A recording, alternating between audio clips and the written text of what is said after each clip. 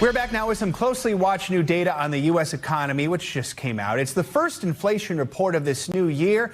These numbers are coming out slightly delayed this month because of that brief government shutdown at the end of last year. They show inflation rose 2.4% year over year, which is less than expected. For more on the latest numbers, joined now by NBC News business and economy reporter Allie Canal. Allie, good morning. So break it down. What do these figures show, and how does that stack up to the expectations? Well, pretty positive here all around, Joe. And it's important when we look at these numbers to remember that inflation is the rate at which prices are rising, and CPI is the government's official measure of all of that. So for January, it's really encouraging to see that we saw 2.4% here. That compares to 2.7% in December. Now, on a month-over-month basis, inflation rose just 0.2%.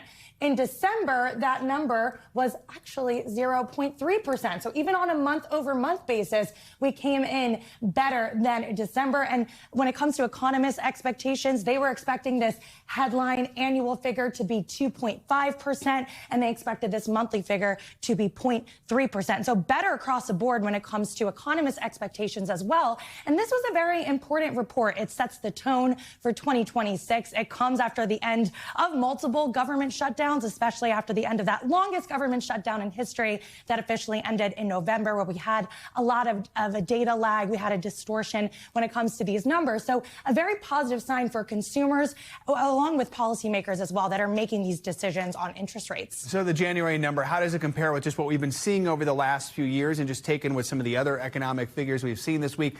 How healthy is the economy looking? Yeah, I always like to zoom out and kind of think about where we came from, right? I mean, we're nowhere near the peaks that we saw in 2022 when inflation was hovering at just around 9%. But if you look at this 2% line, this is the Fed's target. This is where they want inflation to be heading. And we've been significantly above this for quite a few years now. With inflation now at 2.4%, I would say that this trend of deceleration is starting. We're getting closer and closer to that 2% number. You can see that we have this lag of data here. This was during the government shutdown when we did not have any of this data. But I think if you take these numbers, combo them with the strong jobs report that we got the other day, that's an encouraging sign. Of course, with that jobs report, we did get significant revisions for the number of jobs added in 2025, significantly less jobs than we thought there were. But to kick off 2026, it does seem like we're at a good point within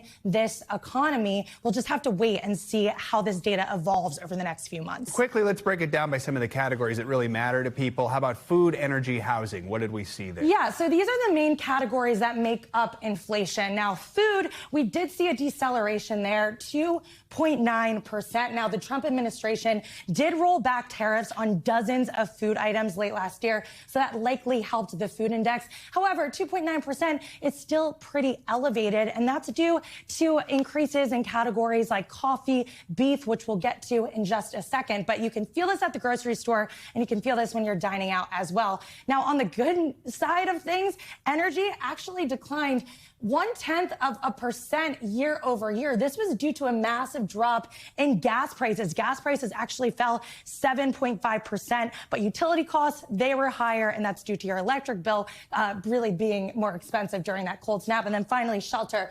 3.0%. Still sticky, a really complicated category for the Fed as we continue to kind of assess how expensive it is to put a roof over your head. All right, Allie, thank you so much.